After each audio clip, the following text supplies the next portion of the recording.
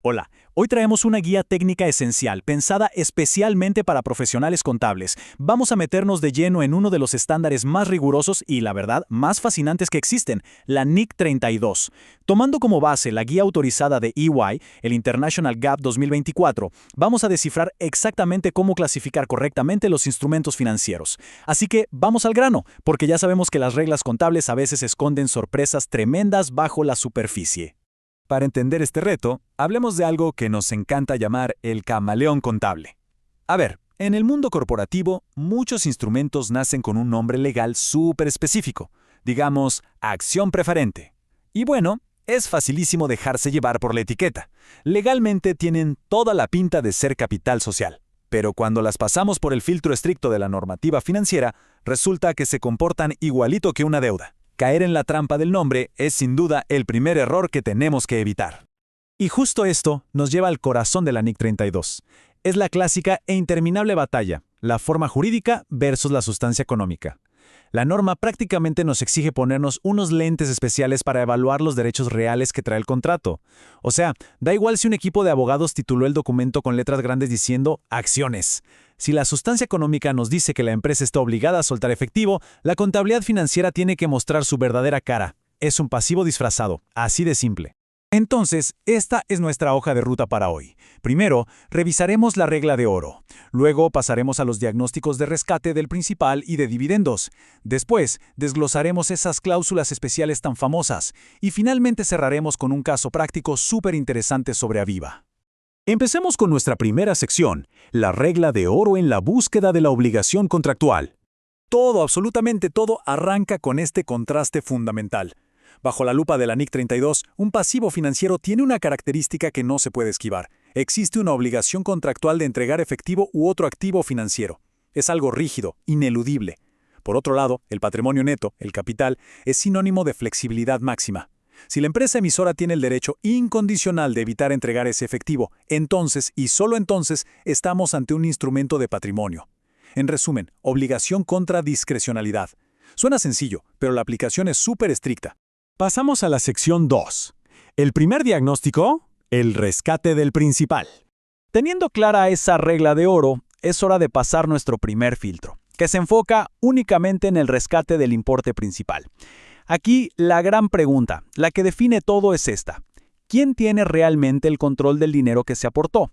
Cuando alguien compra una acción preferente, al contador no le importa tanto cuánto pagó, sino quién decide si ese dinero se va a devolver o no. La respuesta a esta simple pregunta es lo que va a dictar la naturaleza del instrumento en nuestros libros. A ver, analicemos qué pasa cuando el control ya no está en manos de la entidad. Si el contrato dice que hay un reembolso obligatorio en una fecha fija o determinable, pues la empresa no tiene escapatoria. Y pasa exactamente lo mismo si el rescate queda opción exclusiva del tenedor del instrumento. Ahí el inversionista tiene el control total. En ambos escenarios hay una obligación ineludible de entregar efectivo. Bajo la NIC 32, el veredicto es fulminante. Esto contiene un pasivo financiero. Y un detalle clave aquí. Esta obligación no desaparece mágicamente solo porque la empresa, digamos, no tenga fondos en ese momento. La obligación legal sigue ahí, intacta. Ahora, pongamos la otra cara de la moneda.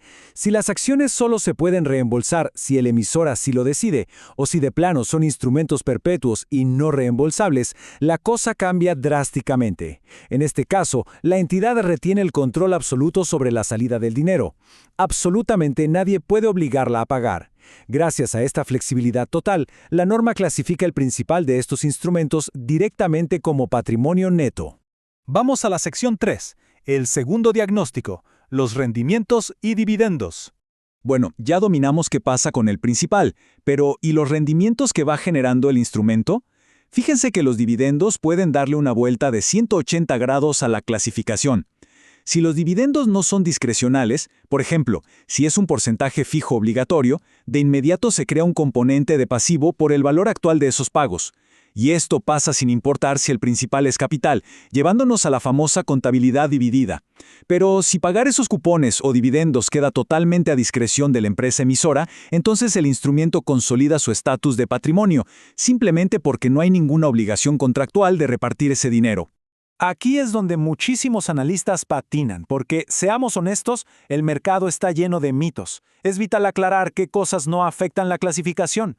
Tener un historial perfecto pagando dividendos no crea una obligación legal, tampoco lo hace la intención futura de la gerencia, ni tener un nivel altísimo de reservas, ni mucho menos el miedo a que las acciones se desplomen en la bolsa si no pagan.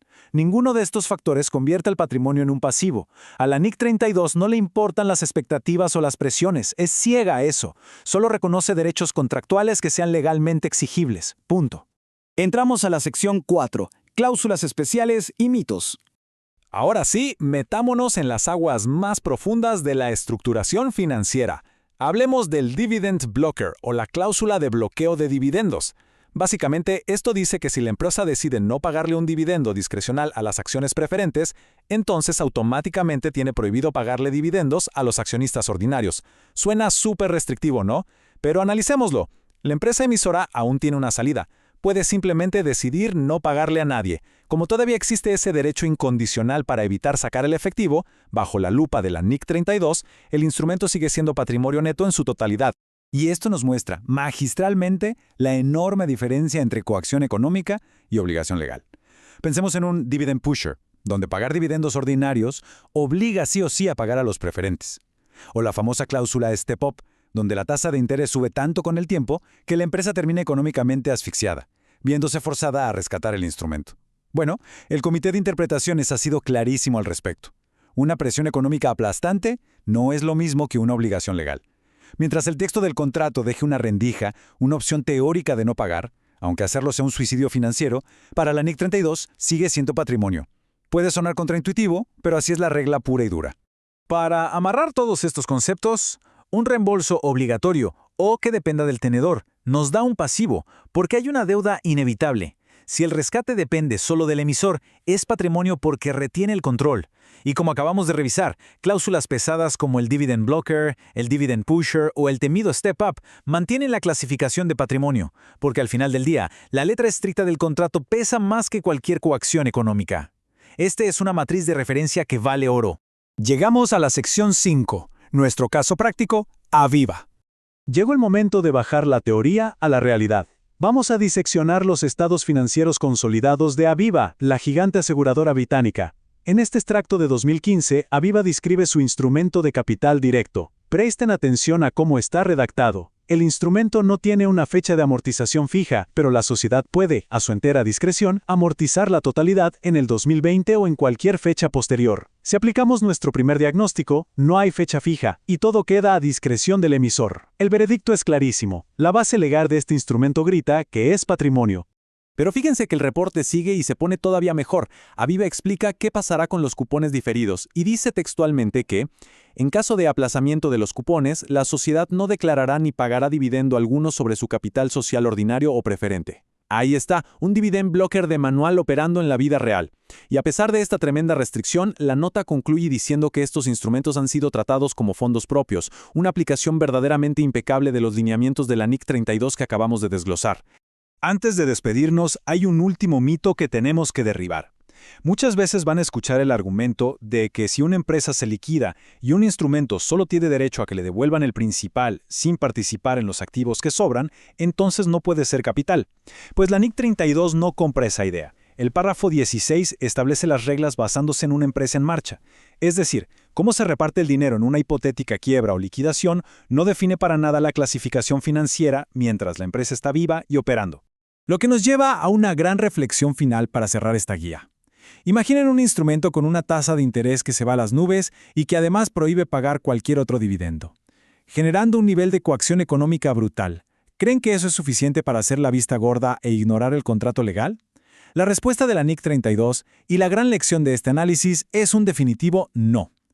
Para quienes trabajamos en contabilidad, la obligación contractual estricta siempre va a estar por encima de cualquier ilusión económica.